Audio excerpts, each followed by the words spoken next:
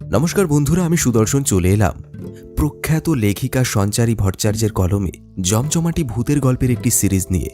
আজ তোমাদের শোনাব নবীন খুঁড়োর গল্প সিরিজের প্রথম গল্প, বাদলা রাতে নবীন খুঁড়োর সাথে।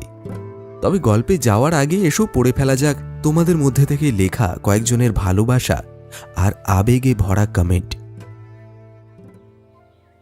শর্মী দেবনাথ লিখেছেন, আবার শুনছি, এবারও রোমাঞ্চ অনুভব করলাম। আপনাদের উপস্থাপনা সবসময় ভালো লাগে। ধন্যবাদ তোমাকে আমাদের উপস্থাপনা নিয়মিত শোনার জন্য। এভাবেই সঙ্গে থেকেও আশা করছি আমরা আরও ভালো উপস্থাপনার মাধ্যমে আগামী দিনে আরও রোমাঞ্চকর গল্পগুলো পরিবেশন করতে পারব। এবারে যার কমেন্টটি পড়তে চলেছি তিনি আমাদের প্রত্যেকটি গল্প সম্বন্ধে তার মতামত পেশ করেছেন। আপনাকে অনেক অনেক ধন্যবাদ আমাদের গল্পগুলি নিয়মিত শুনে আপনার রায় কমেন্ট বক্সে লিপিবদ্ধ করার জন্য। স্ট্রেট ফরওয়ার্ড লেডি রিসেন্টলি তোমাদের মধ্যে জনপ্রিয় হওয়া একটা গল্প শেষ শীতের আতঙ্ক, সেখানে কমেন্ট করে জানিয়েছেন, সত্যি কথা বলতে এবারের শীতটা দারুণ জমজমাট কাটল। আপনাদের চ্যানেলের অসাধারণ, অনবদ্য এবং অভূতপূর্ব রীতিমতো শিহরিত হবার মতন ভৌতিক অডিও স্টোরিগুলো শুনতে শুনতে পোস্টার দেখে মোহগ্রস্ত হয়ে পড়লাম। সত্যি এবছরের শীতটা বেশ জমজমাটি কেটেছে বটে।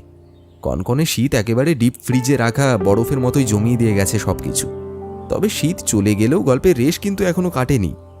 আগামী দিনে আমরা আরও হাড় হিম করা ভৌতিক গল্পগুলো নিয়ে আসতে চলেছি, তাই এইভাবেই সবসময় চোখ রেখো অল ডে সাসপেন্সের পর্দায়। পরবর্তী কমেন্টে সুকান্ত মাইতি লিখেছেন, কি বলবো, ভাষা খুঁজে পাচ্ছি না, এত সুন্দর লাগলো। সত্যি হাড় হিম করা একটা গল্প শুনলাম। গল্পের কথক সুদর্শন দা অসাধারণ। এরকম আরও গল্প চাই দাদা, নিশ্চয়ই এরকম গল্প আরও অনেক শোনাবো। তবে সত্যি কথা বলতে তোমাদের কমেন্ট বক্সে লেখা এই কথাগুলো প্রত্যেকবারই কিন্তু মন ছুঁয়ে যায়। আসলে দেখো, তোমরা আছো বলেই এই চ্যানেলটা কিন্তু আছে, আর এই চ্যানেলটার মধ্যে দিয়েই রয়েছি আমি, যে তোমাদের সঙ্গে কিছুটা মুহূর্ত কাটিয়ে আজ এত দিন ধরে একটা কানেকশন তৈরি করতে পেরেছি।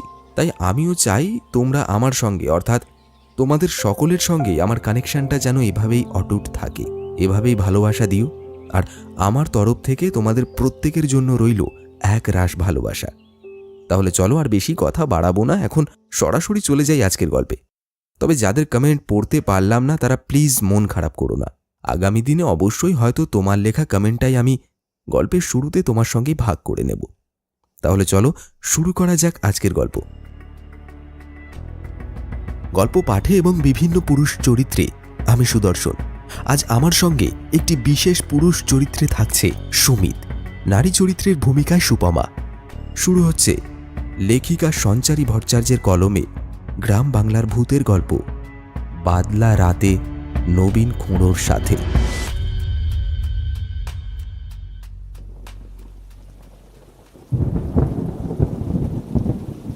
এই ঝড় বাদলের দিনে নবীন খুঁড়োর কাছে গল্প শুনতে যেতেই হবে। এই দিনগুলোতেই তো নবীন খুঁড়ো আমাদের পাড়ার ওই চায়ের দোকানটায় এসে বসে। প্রতি শনিবার করে ওই কারণেই চায়ের দোকানে গল্পের আসর জমে। বিকাশের এই কথাটা শুনে পল্লব বলল, সে যা বলেছ ভাই, আমিও তো এই দিনটার জন্যই অপেক্ষায় বসে থাকি। এখন চলো দেখি যাওয়া যাক। পল্লব আর বিকাশ দুজনেই একে অপরের বেশ ভালো বন্ধু। সন্ধ্যের দিকে রতনদার চায়ের দোকানে ভালোই আড্ডা জমে। তবে শনিবারের সন্ধেটা প্রত্যেকের কাছেই বেশ প্রিয়, কারণ ওই দিনেই আবির্ভূত হন সকলের পছন্দের নবীন খুঁড়ো। ওনার উপস্থিতিতেই নানান ধরনের কাহিনী শুনতে পারা যায়। সেই কারণেই এক প্রকার সকলের আড্ডা বসে ওই চায়ের দোকানে। তাড়াতাড়ি করে কতক্ষণে সকলে সেখানে গিয়ে হাজিরা দেবে, এটাই তাঁদের নিত্যক্রিয়ার অঙ্গ হয়ে ওঠে বলতে পারো। সেই দিনটা ছিল ঝড় বাদলের রাত। সন্ধ্যের পর থেকেই জোরে জোরে হাওয়া বইছিল। বকুলতলা গ্রামের ওই চায়ের ঠেকটি নবীন খুঁড়োর আগমনের পর থেকেই গল্পের ঠেকে রূপান্তরিত হয়ে গেছিল। ঝোড়ো হাওয়ার সাথে সাথে ঝিরিঝিরি বৃষ্টিও পড়ছিল। পল্লব আর বিকাশ ছাতা মাথায় দিয়ে কোনো রকমে ওই চায়ের ঠেকে গিয়ে হাজির হতেই রতনদা তাঁদেরকে উদ্দেশ্য করে বললেন, আপনার আসতে আজ এত দেরি হলো কেন? দেখেন সকলে এসে পড়েছে। ওইদিকে নবীন খুঁড়ো সেই কখন থেকে আপনাদের জন্য পথে বসে আছে। আপনারা না এলে উনি তো গল্প শুরু করতে পারছেন না। আরে বাবা, আরও আগেই চলে আসতাম, কিন্তু রাস্তাঘাটের যা অবস্থা, তাতে করে তাড়াতাড়ি পা চালিয়ে আসাটাও তো দায় বলতে পারো। এমনিতেই বৃষ্টি বাদলের দিনে রাস্তায় একেবারে কাদা জমে গেছে, আর তার উপরে আবার অনবরত বাজের শব্দে প্রাণ একেবারে অষ্টাগত। কি করতাম বলো দেখি? নবীন খুঁড়োর কাছে গল্প শুনতে আসার সৌভাগ্য কি আর কেউ ছাড়ে, নাকি ছাড়া উচিত? নবীন খুঁড়ো বলল, সে ভালোই করেছো বেটারা।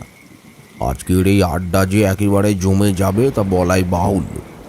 এই ঝড় বাদলের দিনে এমন একটি অভিজ্ঞতার কথা আজ তোমাদেরকে বলবো, যা শুনে তোমাদের রক্ত একেবারে হিম হয়ে যাবে। বিকাশ বলে উঠল, বেশ তো, তাহলে শুরু করুন না, ক্ষতি কি? আগে এক পেয়ালা চা তোমরা সকলে হাতে তুলে নাও দেখি। আজকের চা আমার তরফ থেকে। তোমাদের জন্য রইল আজকের গল্পটাও। নবীন খুঁড়োর কথা শুনে সকলেই বেশ খুশি হলেন, আর তিনি প্রবেশ করলেন তার গল্পে। তোমরা কেউ পশ্চিমবঙ্গের উত্তরণ স্টেশনটির নাম শুনেছ কিনা জানা নেই, তবে তোমরা তো জানোই পেশায় আমি একজন স্টেশন মাস্টার ছিলাম। ফলে আমাকে একাধিক স্টেশনে ঘুরে ঘুরে বেড়াতে হয়েছিল। এছাড়াও সেই সময়কার পশ্চিমবঙ্গের বেশিরভাগ গ্রামই ছিল ভূতেদের নিবাসস্থল। সেখানে যাওয়া মানেই নানান রকমের অভিজ্ঞতার বোঝা বয়ে বেড়াতে হতো। পরিসর থাকলেও সেখানে বসবাসের উপযোগী পরিস্থিতি ছিল না বললেই চলে। কিছু না কিছু ভয়ানক ঘটনা লেগেই থাকতো। আমি বেশিরভাগ জায়গাতেই একাই যেতাম। এই বকুলপুর গ্রামেই আমি থাকতাম। এখান থেকে সরকারি চাকরির প্রয়োজনে একাধিক গাঁয়ে আমাকে পরিভ্রমণ করতে হয়েছিল। এছাড়াও ভারতবর্ষের বিভিন্ন স্থানেও আমাকে যেতে হয়েছিল। সেই সুবাদেই ভারত ভ্রমণেরও এক বিচিত্র অভিজ্ঞতা অর্জন করেছিলাম বৈকি। তা বেশ তো, কত জায়গাতেই না আপনি ঘুরেছেন। রাত বিরেতে ওই সকল ভৌতিক স্টেশনের আর গ্রামগঞ্জের কথা শুনতে কারই না ভালো লাগে। আমরা তো ওই কারণেই আপনার গল্পের এত বড় ভক্ত হয়ে উঠেছি। তাহলে আজকে আপনার কাছ থেকে উত্তরণ স্টেশনের কাহিনী শুনবো, তাই তো? একেবারেই ঠিক ধরেছ। যাক, তাহলে কথা না বাড়িয়ে এবারে কাহিনীখানা শুরু করি। বাইরে বৃষ্টির রেশটা তখন ধীরে ধীরে বৃদ্ধি পেতে শুরু করেছিল, আর সেই সাথে বজ্রপাতের শব্দ বেশ তীর্যকভাবেই শরীরে এসে বিঁধছিল। নবীন খুঁড়ো গল্প বলতে শুরু করলেন। উত্তরণ স্টেশনটি পশ্চিমবঙ্গের দ্বারভাঙা জেলার সংলগ্ন একটি স্টেশন ছিল। সেখান দিয়ে আগে প্যাসেঞ্জার ট্রেন যেত।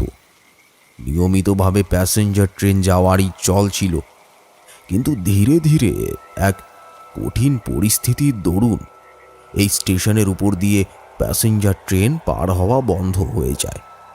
তারপরে কেবল মালগাড়ি যেত। আমি যখন এই স্টেশনের ডিউটি জয়েন করেছিলাম তখন কেবল মালগাড়িই যেত। সিগন্যাল দেখানোর কাজ করতাম আমি, আর বেশিরভাগ সময় আমার রাতে ডিউটি পড়তো। ওই স্টেশনে রাতের বেলা আমি ছাড়া আর অন্য কোনো স্টেশন মাস্টারও ছিলেন না। বুঝতেই পারছো, এমন অন্ধকারাচ্ছন্ন গ্রাম্য স্টেশনটিতে যেখানে একটা জনপ্রাণীও নেই, সেখানে কিভাবে আমাকে একাকী যুঝতে হয়েছিল। আর তাছাড়াও স্টেশনে একটা হ্যারিকেনের ব্যবস্থাও ছিল না। আমাকে দূরে একটি সরকারি কোয়ার্টারও দেওয়া হয়েছিল, সেখান থেকেই আমি যাতায়াত করতাম। কিন্তু সেই কোয়ার্টারের থেকে স্টেশনের দূরত্ব ছিল প্রায় 10 কিলোমিটারের মতন। এতটা রাস্তা আমাকে পদব্রজে অতিক্রম করতে হতো। তারপর আবার ফিরেও আসতে হতো। রাতের দিকেই বেশি ডিউটি দিতে হতো। সারা রাত মশার কামড় সহ্য করে ওই হ্যারিকেন জ্বালিয়ে মালগাড়ির জন্য অপেক্ষা করতে হতো। তবে একটা কথা না বলে পারছি না, ওই স্টেশনে মালগাড়ি দাঁড়াতো না। শুনেছিলাম আগে যখন প্যাসেঞ্জার ট্রেন চলতো তখনও নাকি ওই স্টেশনে রাতের বেলা গাড়ি দাঁড় করানো ছিল এক প্রকার নিষিদ্ধ। আমি প্রথম দিকে এর কারণ জানতে পারিনি, কিন্তু পরবর্তীকালে এই বিষয়টি এক স্থানীয় গ্রামবাসীর কাছে শুনেছিলাম। তিনি ছিলেন ওই গ্রামের মোড়ল মশাই, নাম দীপঙ্কর।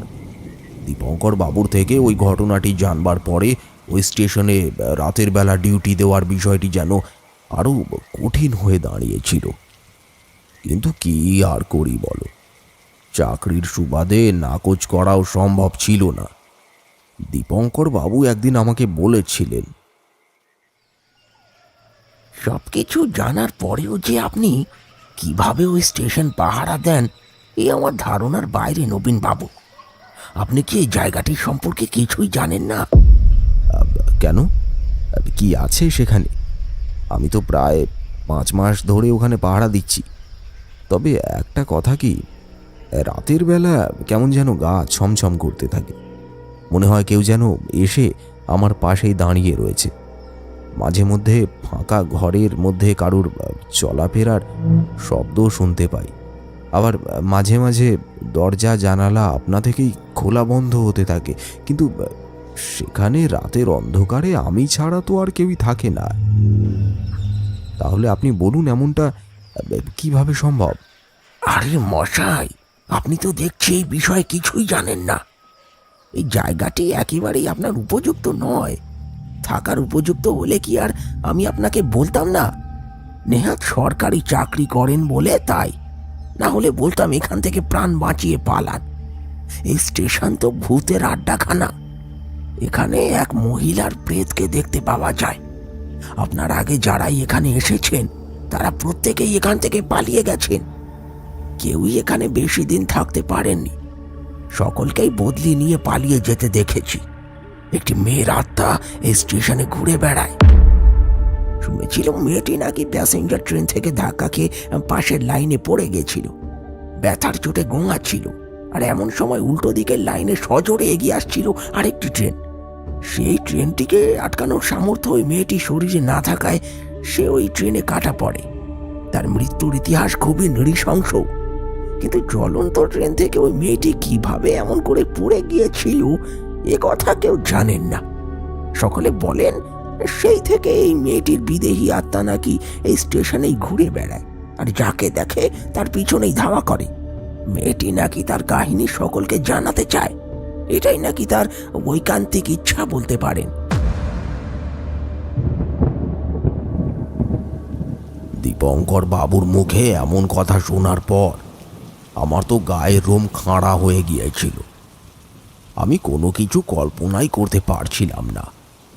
যেখানে আমি বিগত 5 মাস ধরে রয়েছি, সেখানে এমন কিছু রয়েছে জেনে আমার শির দাঁড়াবে ইমেল রক্তের স্রোত বয়ে গিয়েছিল।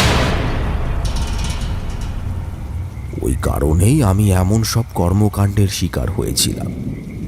সব সময় কারুর না কারুর উপস্থিতি আমাকে তাড়া করেই বেড়াতো।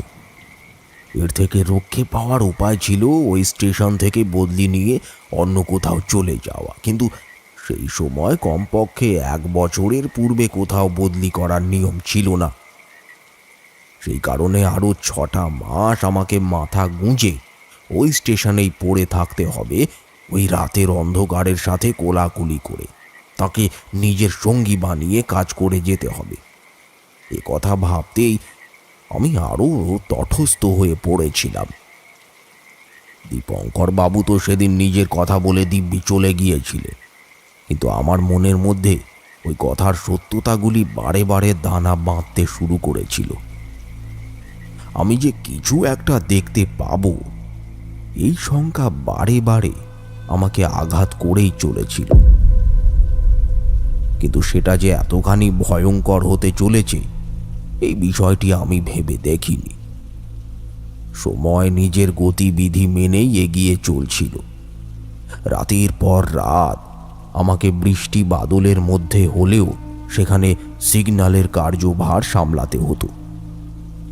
কিন্তু প্রতিনিয়ত আমি কারুর না কারুর উপস্থিতি সেখানে ঠিকই লক্ষ্য করতাম। সব সময় আমার আশেপাশেই কারুর উপস্থিতি আমি টের পেতাম। মনে হতো কেউ যেন ফিসফিসিয়ে আমার কানে কানে কিছু একটা বলে যেতে চাইছে। তার এই অবর্ণনীয় উপস্থিতি আমার শিরায় হিম শীতল রক্ত বইয়ে দেওয়ার পক্ষে একেবারে যথেষ্ট ছিল।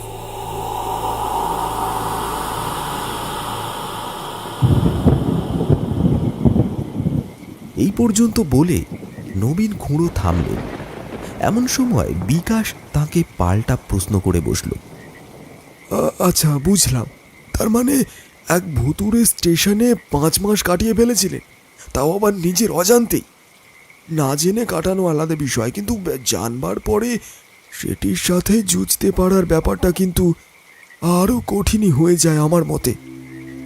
নবীন খুঁড়ো চুপ করে কিছুক্ষণ বাইরে ঝরতে থাকা বৃষ্টির ফোঁটাগুলির দিকে স্থির হয়ে তাকিয়ে রইলেন।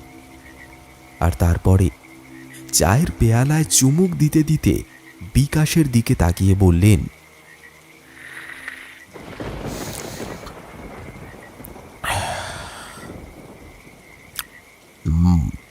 কঠিন তো ছিলই, কিন্তু সময়ের সাথে সাথে পরিস্থিতি আরও অনেক বেশি কঠিনতর হয়ে উঠতে শুরু করেছিল বলতে পারো। সত্যি সে এক বিভীষিকারী দলিল বলতে পারো। তাড়াতাড়ি বলুন কি দেখেছিলেন, আর যে তর সইছে না। নবীন খুঁড়ো মৃদু হাসলেন। এরপরে আবার গল্পে প্রবেশ করলেন। উপস্থিত সকলেই মনোযোগ সহকারে শুনতে থাকল তার কথাগুলি। উনি বলে চললেন, একদিন আমি স্টেশনের কাজ সেরে নিজের কোয়ার্টারের দিকে ফিরছি। এমন সময় দেখি একটা প্যাসেঞ্জার ট্রেন ট্র্যাক ধরে আমার দিকে এগিয়ে আসছে।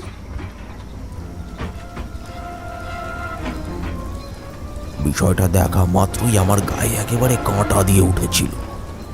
যে লাইনে প্যাসেঞ্জার ট্রেন চলাচল প্রায় 10 বছরের উপর বন্ধ হয়ে গেছে, সেখানে ওই বাদলার রাতে প্যাসেঞ্জার ট্রেন আসতে পারে কি করে? এক নিমেষে মনে হয়েছিল যা দেখছি সবই বোধহয় মনের ভুল। কিন্তু ট্রেনটা যখন দ্রুত গতিতে স্টেশনের দিকে এগিয়ে আসতে থাকলো, তীব্র আলোর শিখাটা স্টেশনের ওই অন্ধকারাচ্ছন্ন পরিবেশটাকে একেবারে আলোকিত করে তুলল। সেই সাথে জোরে জোরে বাঁচতে থাকলো হর্ন। ওই হর্নের শব্দ আমার হৃদস্পন্দনকে আরো দ্বিগুণ মাত্রায় বাড়িয়ে তুলেছিল। তখন আমি কোনো কিছুর হদিশ পাচ্ছিলাম না, কি করব সেটাও বুঝে উঠতে পারছিলাম না। আমি তাড়াতাড়ি করে স্টেশনের দিকে এগোতে থাকলাম, নিজের মনকে বোঝালাম এত রাতে তো এদিকে ট্রেন আসার কোনো সম্ভাবনাই থাকে না, আর যদি বা থাকে তাও মালগাড়ি। এই প্যাসেঞ্জার ট্রেন এখানে এলো কিভাবে? তাহলে কি পথ ভুল করেছে? এ আবার কেমন বিপত্তি! এত মাস ধরে এখানে কাজ করছি, অথচ কোনোদিন এমন অবস্থার মুখাপেক্ষিত হতে হয়নি। তাহলে কি সমস্যা? এসব 7-5 ভাবতে ভাবতে আমি ওই প্যাসেঞ্জার ট্রেনটির দিকে এগোতে শুরু করলাম। হাতে ছিল একখানা হেরিকেন। তাড়াতাড়ি করে ট্রেনটিকে সাবধান করতে যাব, এমন সময় দেখি এক মহিলা ওই লাইনের উপরেই পড়ে রয়েছে। এ কি সর্বনাশ! ওই মহিলা ওখানে এলো কিভাবে? একে যে ওই লাইন থেকে সরাতে হবে, না হলে যে এই ট্রেন তাকে এক মুহূর্তে চাপা দিয়ে চলে যাবে। ট্রেনের গতিবেগ যেন ক্রমাগতভাবে বৃদ্ধি পেতে শুরু করেছিল। ওই মহিলার দিকে সেটি দ্রুততার সাথে হর্নের শব্দ করতে করতে এগিয়ে আসছিল। রাতের ওই শান্ত পরিবেশটা যেন এক নিমেষে দামামা বাজিয়ে আমাকে নতুন এক পরিসরের দিকে ঠেলে দিচ্ছিল। যা দেখছি তা আদৌ কি সত্যি কিনা তা নিজের মনকে বিশ্বাস করাতে করাতেই দেখলাম ট্রেনটা একেবারে মহিলাটির খুব কাছে চলে এসেছে।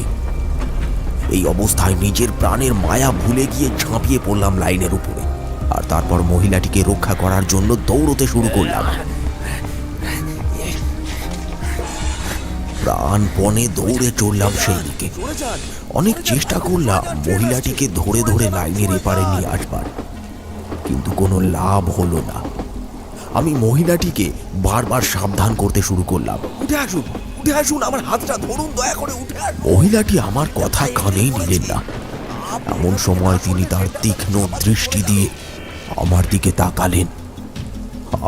আমি দেখলাম তার চোখের কোটর দুটো শূন্য, সেখানে কোনো মনি নেই। আর ওই মহিলার মুখের একটা অংশ কঙ্কালে পরিণত হয়েছে। আরেকদিকের মাংস একেবারে ঝুলে পড়েছে। আমি চিৎকার করে উঠলাম।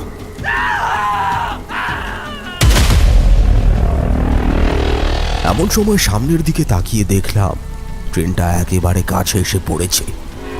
ওই হুইসেলের শব্দ বাতাসের সনসনানির আওয়াজকে কাটিয়ে একেবারে দ্রুততার সাথে ধেয়ে এলো আমার দিকে। আমি জানতাম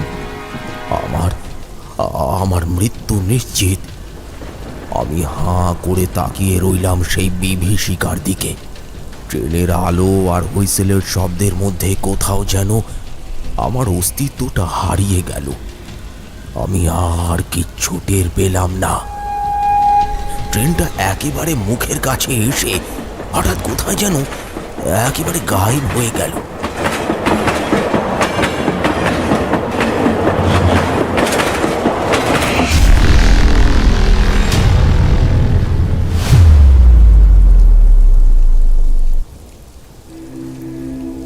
পরিষ্কার অনুভব করলাম সেটি আমাকে ধাক্কা দেওয়ার আগেই অবসরে কোথাও যেন নিজেকে মিলিয়ে দিল। প্রকৃতি যেন এক নিমেষে ওই মুহূর্তটাকে গ্রাস করে নিল। অথচ আমার মৃত্যু যে একেবারে নিশ্চিত ছিল। কিন্তু কি হলো?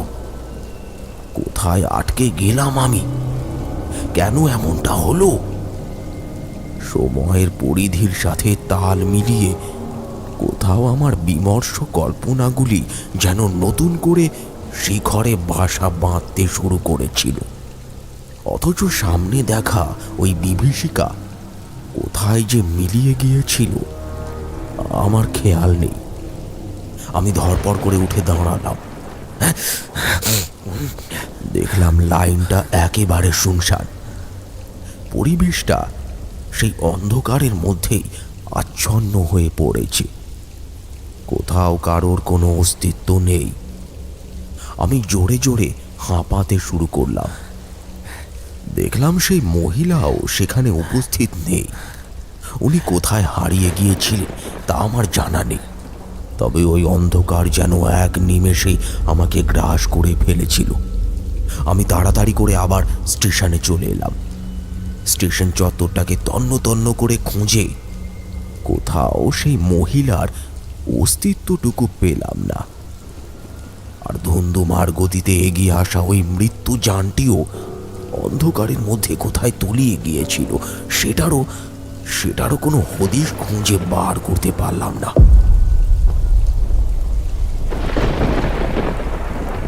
স্টেশন মাস্টারের জন্য যে ঘরটি বরাদ্দ রাখা হয়েছিল সেটি আয়তনে খুবই ক্ষুদ্র হওয়ায় সেখানে গিয়ে বসেও যে দুদণ্ড শান্তির নিঃশ্বাস ফেলতে পারবো তেমন পরিস্থিতিও ছিল না। সেই সাথে বাজের আওয়াজটা যেন বুকের ভিতরে গড়া নাড়িয়ে দিয়ে যাচ্ছিল। আমি সামান্য জল খেলাম, তারপরে থতমত হয়ে পুনরায় উঠে দাঁড়ালাম। শুনেছিলাম দিবালোকেও নাকি স্বপ্ন দেখা যায়। সবসময় যে ঘুমের ঘোরে আসতে থাকা স্বপ্নই আমাদের বিভীষিকার কারণ হয় এমনটা কিন্তু নয়। সেদিন আমার চোখের সামনে ঘটতে থাকা ওই ঘটনাটি দিবা স্বপ্নের মতোই আমাকে তাড়া করে বেড়াচ্ছিল। অথচ মীমাংসা করবার জন্য কিংবা নিজের মনের মধ্যে ওঠা প্রশ্নগুলির সঠিক উত্তর খোঁজার জন্য একটা অনুকূল পরিচিত মানুষের উপস্থিতি সেখানে খুঁজে পেলাম না। যা দেখলাম তা সত্য নাকি কল্পনা তাও আন্দাজ করতে পারলাম না। এটি ছিল আমার জীবনের সবথেকে বড় বিভীষিকাময় ঘটনা। চোখের সামনে নিজের মৃত্যুকে দেখেও আমি মৃত্যুকে আলিঙ্গন করে নিতে পারিনি। মনে হলো যেন সেটি ছিল আমার দ্বিতীয় জন্ম। ঈশ্বর যেন এই ঘটনাটির মধ্যে দিয়েই আমাকে অতীতের কোনো এক করুণ অভিঘাতের কথা জানাতে চাইছিলেন। আমি জল খাওয়ার পরে ওই স্থানে কিছুক্ষণ স্থির হয়ে বসলাম। এরপর আবার স্টেশনে তালা লাগিয়ে ডান দিকে খোলা পড়ে থাকা একটা জানালার কপাটকে বন্ধ করে পুনরায় নিজের কোয়ার্টারের দিকে ধাবিত হতে শুরু করলাম। ঠিক সেই সময় আবার ফিসফিসিয়ে ভেসে আসলো কোনো এক মহিলার কণ্ঠের ধ্বনি। আমার কাছে এসো, আমি কিছু বলতে চাই। অন্ধকারের বুক চিড়ে তা যেন আমার দিকেই উন্মত্ততার সাথে ধাবিত হতে আসলো। পিছনের দিকে ভয়ে ভয়ে আমি তাকালাম। দেখলাম স্টেশনের একেবারে অন্তিম প্রান্তে দাঁড়িয়ে রয়েছেন এক মহিলা। তার হাতে রয়েছে একটা মোমবাতি। তার অবিচ্ছিন্ন চুলগুলি হাওয়ায় উড়ছিল। মেয়েটির পরনে ছিল একটি কালো রঙের ছেঁড়া কাপড়, আর মেয়েটির কোটর ছিল একেবারে মণিশূন্য। পুনরায় আমার হাত পা ঠান্ডা হয়ে আসতে শুরু করলো। কি করব বুঝে উঠতে পারলাম না। প্রাণপণে দৌড়ে পালাতে যাব এমন সময় দেখলাম সেই মূর্তি একেবারে সশরীরে আমার সম্মুখে এসে দাঁড়িয়েছে। তার মোমবাতির আলোয় ওই অঞ্চলটা বেশ আলোকিত হয়ে উঠেছিল। তার মধ্যেই ওই ভয়ঙ্করের হাতছানি দেয়া কোটরহীন চোখের চাউনি যেন তার গর্ভে আমাকে গ্রাস করতে চাইছিল। আমি ক্রমে পিছনের দিকে সরে যেতে লাগলাম। গলা দিয়ে কোনো আওয়াজ বেরোচ্ছিল না। কাকুতির স্বরে কেবল বলতে লাগলাম,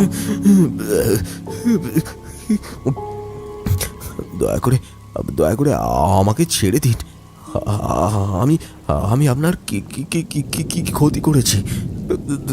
দয়া করে আমাকে এখান থেকে চলে যেতে দিন। বিশ্বাস করুন, আমি আমি আপনার কোনো ক্ষতি করব না।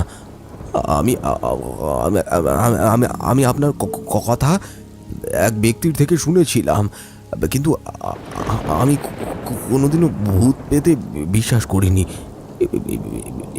এই পরিস্থিতিতে আমার জানি না কেন ভাষা হারিয়ে যাচ্ছে।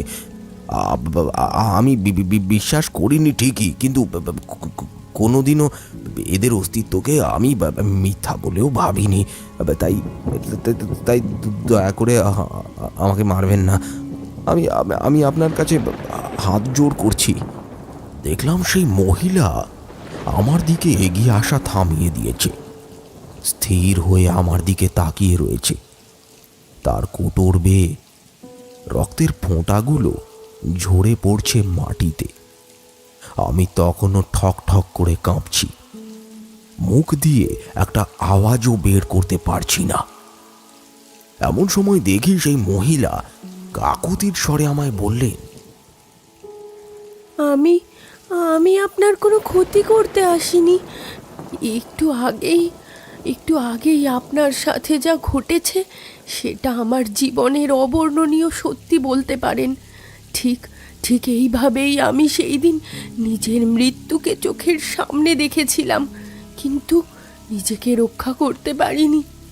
উল্টো দিক থেকে ধেয়ে আসা ট্রেনটা একেবারে আমাকে পিষে দিয়ে চলে গিয়েছিল।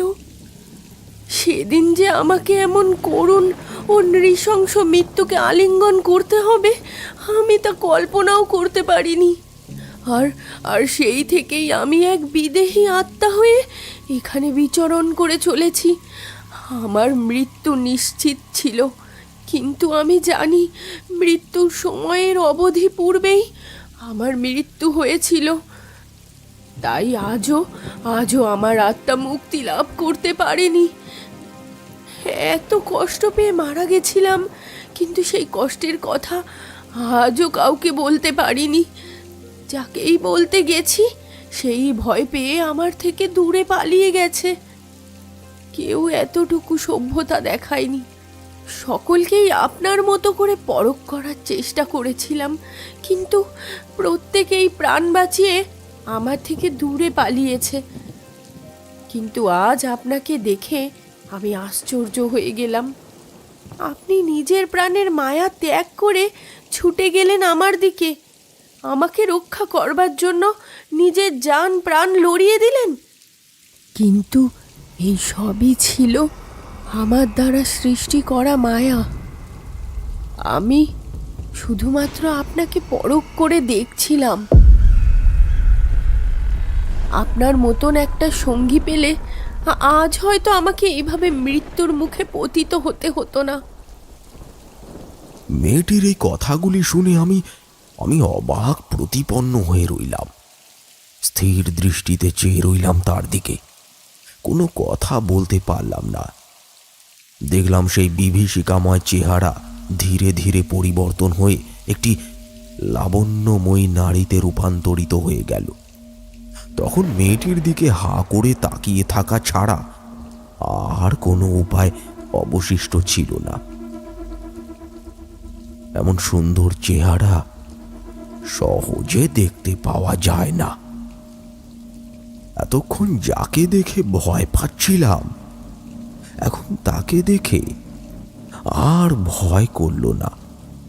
দেখলাম তার অত সুন্দর দুটি চোখ দিয়ে টপ টপ করে জল গড়িয়ে পড়ছে। আমি তখন আর নির্দয় হয়ে তাকে ভূত ভেবে দৌড়ে পালাতে পারলাম না। মেয়েটি পুনরায় আমাকে বলল, দয়া করে আমার এই কাহিনী শুনুন। যদি আমি কাউকে এই কাহিনীর সম্পূর্ণটা জানাতে পারি, তাহলে আমি এই কষ্টময় জীবন থেকে মুক্তি পেয়ে যাব। আমাকে দয়া করে মুক্ত হতে দিন। এই জীর্ণ যন্ত্রণাময় বাঁধনের মধ্যে আবদ্ধ হয়ে থাকতে থাকতে আমাকে যে প্রতিদিন নতুন করে মরতে হচ্ছে। একবার কষ্ট পেয়ে মরেও যে আমি শান্তি পাইনি। রোজ রোজের এই মৃত্যুর হাত থেকে রক্ষা করতে দয়া করে একটিবার আমার কাহিনীটি শুনুন।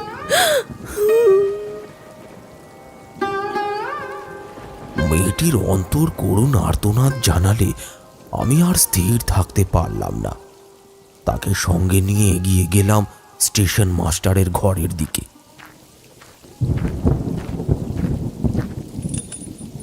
এরপর তালা খুলে ঘরের ভেতর প্রবেশ করলাম।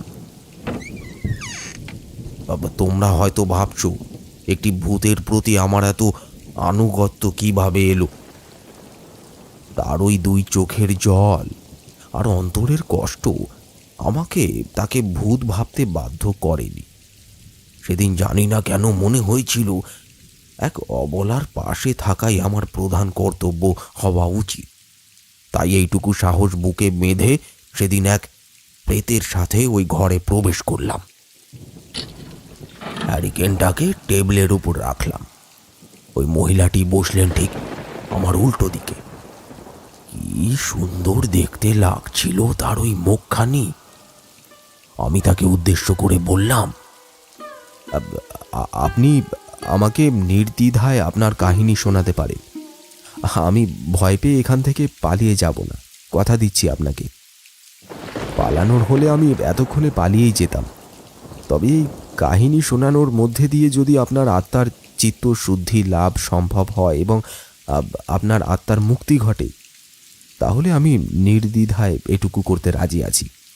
আমার উদ্দেশ্য কেবলই যন্ত্রণাদায়ক জীবন থেকে আপনাকে মুক্তি দেওয়া। আপনি বিনা দোষে মৃত্যুকে বরণ করে নিতে বাধ্য হয়েছিলেন। সে কষ্ট, সে যন্ত্রণার কথা আজ পর্যন্ত কাউকে জানাতে পারেননি। আমাদের প্রত্যেকের জীবনেই কোনো না কোনো কষ্ট থাকে, কিন্তু কাছের মানুষের সাথে এসে কষ্ট ভাগ করে নিলে তা অনেকখানি কমে যায়। তাই প্রেত ও মানুষের মধ্যে যদি এই সংসর্গ তৈরি করা সম্ভব হয়, তাহলে ক্ষতি তো কিছুই নেই। আপনি বলুন, আমি শুনব। দেখলাম সেই মহিলা পুনরায় চোখের জল ফেলছেন। এরপরে উনি ওনার সেই দুর্ভাগ্যজনক অতীতের কথা আমার সামনে ব্যক্ত করতে শুরু করলেন, আর আমিও এক মনে শ্রবণ করতে থাকলাম সেই কাহিনী। উনি বলে চললেন, তখন এই স্টেশনে প্যাসেঞ্জার ট্রেন চলতো। আমি এখান থেকে 3টি স্টেশন পরে একটি গ্রামে থাকতাম। আমার পরিবারের লোকেরা জোর করে একজনের সাথে আমার বিয়ে ঠিক করে দিয়েছিল। গ্রামেরই ছেলে ছিল সে, কিন্তু ছেলেটিকে একেবারেই আমার পছন্দ ছিল না। তাই আমি ঠিক করি নিজের প্রেমিকের হাত ধরেই গ্রাম ছেড়ে রাতের অন্ধকারে পালিয়ে যাব। শহরে গিয়ে ঠিক কিছু না কিছু একটা করে নিজেদের জীবন কাটিয়ে দেব। একা থাকার কষ্টের থেকে তো মুক্তি। একজনকে ভালোবেসে অপরজনের সাথে সহবাস করা আমার পক্ষে সম্ভব ছিল না। আমি চিরকালই সমীরকে ভালোবাসতাম।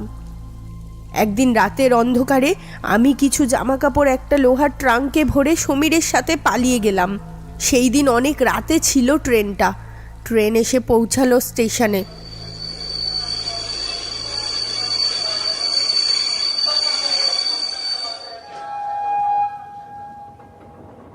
তখন ঘড়িতে রাত 12:10। আমি আর সমীর উঠে পড়লাম। ট্রেন চলতে শুরু করলো। আমি সমীরকে বললাম, সমীর, নিজের মা, বাবা, ভাই বোনকে চিরকালের জন্য ভুলে আমি তোমার হাতটা ধরেছি। তুমি কথা দাও, এই হাত আমৃত্যু তুমি ছাড়বে না। এই বাঁধন কখনো আলগা হতে দেবে না। না না, এমনটা ভাবছো কেন? শুধু শুধু এসব কথা ভেবে দুশ্চিন্তা করো না। শহরে আমরা আমার এক বন্ধুর বাসায় গিয়ে উঠবো। পাকাপাকিভাবে সব বন্দোবস্ত হয়েই গিয়েছে। তোমার বিয়ের জন্য তোমার বাবা মা যে গয়নাগুলো বানিয়েছিলেন সেগুলো সঙ্গে করে নিয়ে এসেছো তো? জানি এহেন কথা বলা আমার অপরাধ, কিন্তু কি করব বলো? আমারও যে এই মুহূর্তে কোনো সম্বল নেই, ওগুলোর ওপরে ভরসা করেই চলতে হবে। তবে তোমায় আমি কথা দিচ্ছি অঞ্জলি, আমি নিজের পায়ে দাঁড়িয়ে ওই সব গয়না তোমায় ফিরিয়ে দেব। আজ আমি যা যা তোমার কাছ থেকে নিচ্ছি সব কিছুই তোমায় আবারও দিয়ে দেব। এইটুকু তো বিশ্বাস করতেই পারো আমায়। আমি সেদিন সমীরের কথায় নিজের থেকেও বেশি বিশ্বাস রেখেছিলাম, আর ওর হাতে ওই গয়নার পুঁটলিটাও তুলে দিয়েছিলাম। বাবা তার সারা জীবনের জমা পুঁজি দিয়ে ওই কটা গয়না বানিয়ে এনে দিয়েছিলেন। আমি জানতাম আমি প্রায় তাদেরকে নিঃস্ব করে পথে বসিয়ে দিয়ে গেলাম। তবুও সমীরের কথা ভেবে আর তার মুখের দিকে তাকিয়ে আমি ওই অপরাধ করতেও দুবার পিছিয়ে যাইনি। জানেন তো, অপরাধ কোনোদিনও ক্ষমাযোগ্য হয় না। আমি নিজের বাপকে ঠকিয়ে যার হাত ধরে নতুন জীবনের উদ্দেশ্যে পাড়ি দিয়েছিলাম, সেই যে আখেরে মাঝপথে আমার হাত ছেড়ে দেবে আর আমাকে মৃত্যুর দিকে ঠেলে দেবে, এমনটা কল্পনাও করতে পারিনি। আমি অঞ্জলির কথা শুনে থমকে গেলাম। এরপর তাকে উদ্দেশ্য করে জিজ্ঞাসা করলাম, কি হয়েছিল আপনার সাথে? এভাবে এভাবে ভেঙে পড়বেন না, বলুন। অঞ্জলির আত্মা পুনরায় আমার সামনে বলতে শুরু করলো। রাত তখন বেশ ভালোই গভীর। ট্রেনটা ধুন্ধুমার গতিতে লাইন ধরে এগিয়ে চলেছিল। এমন সময় দেখলাম আকাশে মেঘের গর্জনের শব্দ হচ্ছে। বৃষ্টি ধেয়ে এলো। ঠিক সেই সময় নজরে পড়ল উত্তরণ স্টেশনটি। সমীর আমার হাত থেকে প্রয়োজনের সমস্ত জিনিসগুলো ছিনিয়ে নিল। এরপর আমাকে বলল, তুই কি ভাবলি আমি তোকে ভালোবাসি? কোনোদিনও না। শহরে একজন আছে, তার সাথেই বিয়ে হবে আমার। সব কিছু ঠিকঠাক হয়ে গিয়েছে, কাজেই তোর ভুল ভাঙানোটা খুব জরুরি ছিল। গ্রামে থেকে এসব কথা বললে তো তুই কোনোদিনও বিশ্বাসই করতিস না, আমাকে একটা জিনিসও দিতিস না। তাই ছলের আশ্রয় নিয়ে আমায় তোর কাছ থেকে এই সোনাদানাগুলো হরপ করতে হলো। আমার টাকার প্রয়োজন ছিল, বুঝলি, অনেকগুলো টাকা। জানিস, ওই মেয়েটির বাপের প্রচুর সম্পত্তি, কিন্তু ওর বাপের আদেশ ছিল যে আমাকে 40,000 টাকা দিতেই হবে, তবেই নাকি আমার যোগ্যতার প্রমাণ পাবেন উনি, আর ওনার মেয়েকে আমার হাতে তুলে দেবেন। আমি এসবের পিছনে কি কারণ আছে জানতেও চাইনি। জানিস কেন? কারণ আমি শ্যামলীকে ভীষণ ভালোবাসি, ওকে ছাড়া আমি বাঁচতে পারবো না, তাই আমাকে এটা করতেই হলো। কিন্তু তোকে ছাড়া আমি এমন বোকাও কাউকে বানাতে পারতাম না। তুই হলি কি আমার সোনার ডিম পাড়া হাঁস। এইসব শুনে আমি থরথর করে কাঁপতে লাগলাম। এরপরে সমীর আমাকে বলল, কিন্তু তোকে যদি আমি বাঁচিয়ে রাখি তাহলে তুই আমাকে শান্তিতে বাঁচতে দিবি না। তাই তাই তোকে মেরে ফেলতেই হবে।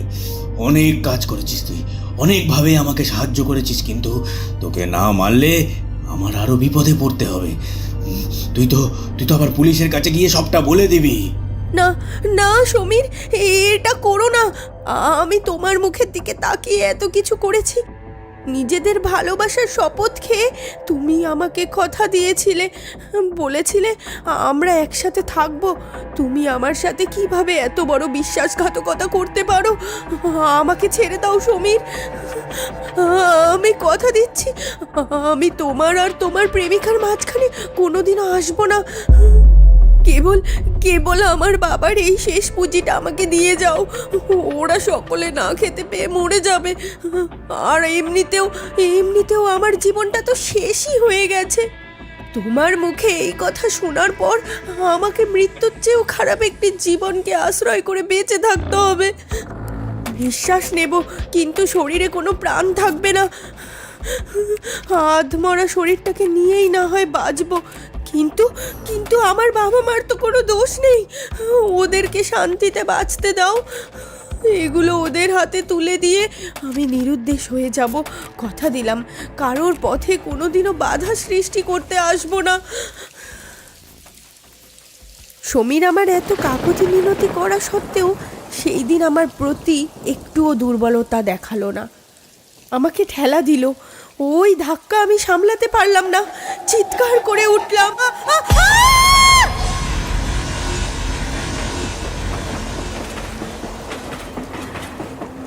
তারপরেই সব শেষ। রুদ্ধশ্বাসে ট্রেনটা আমাকে লাইনের ওপর ফেলে চলে গেল। আমার মাথাটা গিয়ে লাগলো লোহায়, সাথে সাথে ফেটে রক্তপাত হতে শুরু করলো। সাহায্যের জন্য আমি চিৎকার করতে যাব, এমন সময় দেখলাম উল্টো দিক থেকে আরেকটি ট্রেন ঝড়ের গতিতে আসছে আমার দিকে এগিয়ে। আমি জানতাম আমার মৃত্যু নিশ্চিত। সেই দিন শেষবারের মতো মা বাবার মুখটাও মনে পড়ছিল, কিন্তু আমি জানতাম এই জন্মে আর তাদের সাথে দেখা হবে না, আর তাদের এই ঋণের বোঝা নিয়েই আমাকে চলে যেতে হবে।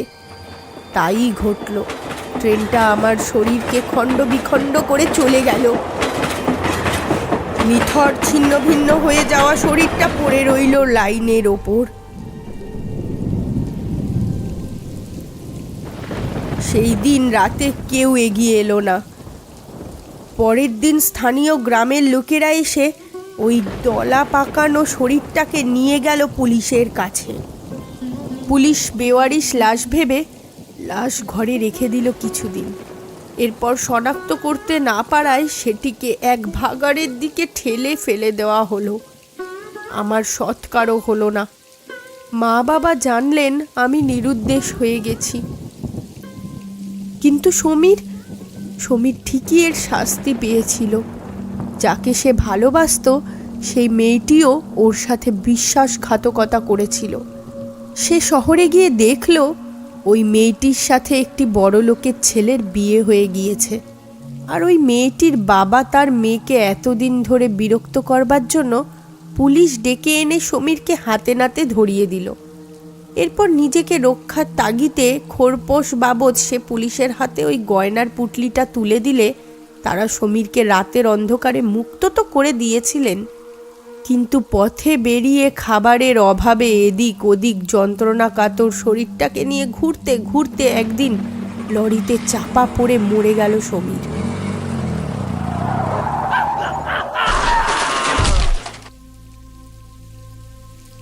সবকিছু দেখেছি নিজের চোখে। আমি ওকে শাস্তি দেওয়ার আগেই এই প্রকৃতি ওকে শাস্তি দিয়েছে, কিন্তু এত কিছু একাই বুকে নিয়ে বেঁচে থাকতে হয়েছে আমাকে। আমি কোনোদিনও আমার এই কাহিনী কাউকে জানাতে পারিনি। বুকের ভিতরটা পাষাণের ন্যায় শক্ত হয়ে গিয়েছিল। সকলেই শাস্তি পেয়েছিল, সমীরও নিজের পাপের বোঝা মাথায় নিয়ে চলে গেছিল এই পৃথিবী ছেড়ে, কিন্তু আমাকে একাকী বিদেহী আত্মা হয়ে পড়ে থাকতে হলো এই স্টেশনে। সকলেই আমার ভয়ে এখান থেকে পালিয়ে যেতেন। সকলের মনে কেবল একটাই ভয় আর আতঙ্ক দানা বেঁধেছিল। যে কজন স্টেশন মাস্টার এসেছিলেন তারা প্রত্যেকেই ভয় পেয়ে এখান থেকে পালিয়ে গিয়েছিলেন। আমার এই কাহিনী অধরা ইতিহাসের দলিল হয়েই রয়ে গিয়েছিল। কিন্তু আমি অনেক শান্তি পেয়েছি। এতদিনের জমা কথাগুলো অন্ততপক্ষে কাউকে জানিয়ে যেতে পারছি। এর থেকে বড় শান্তি আর হয় না। এবারে আমি মুক্তির নিঃশ্বাস ফেলতে পারবো।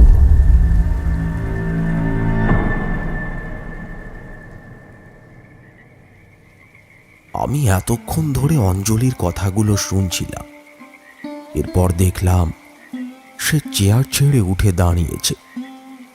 তারপর দরজা দিয়ে বেরিয়ে ধীরে ধীরে লাইনের ধার ধরে হাঁটতে হাঁটতে শেষবারের মতন একবার পিছন ফিরে তাকিয়ে মৃদু হেসে বাতাসের মধ্যে কোথাও যেন মিলিয়ে গেল।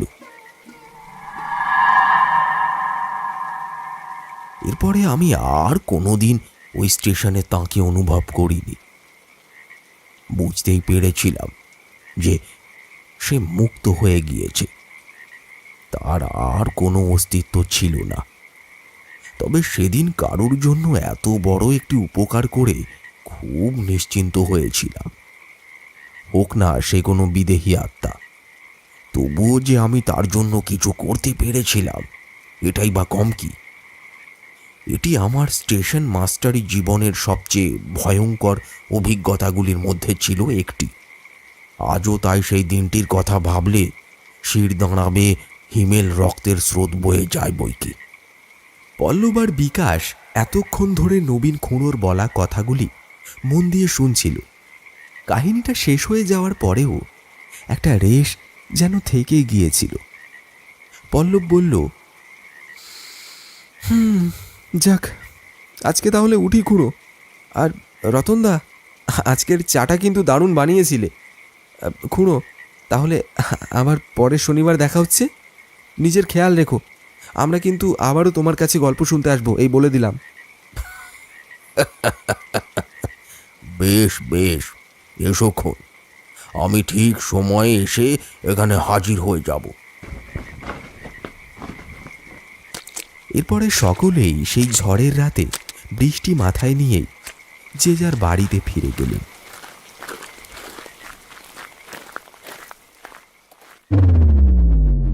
শুনলেন বাদলা রাতে নবীন খুঁড়োর সাথে। গল্পটি যদি আপনার ভালো লেগে থাকে তাহলে একটি লাইক দিয়ে চ্যানেলটি সাবস্ক্রাইব করতে ভুলবেন না। আসছি আরও একটি রোমহর্ষক কাহিনীর সাথে আগামী এপিসোডে।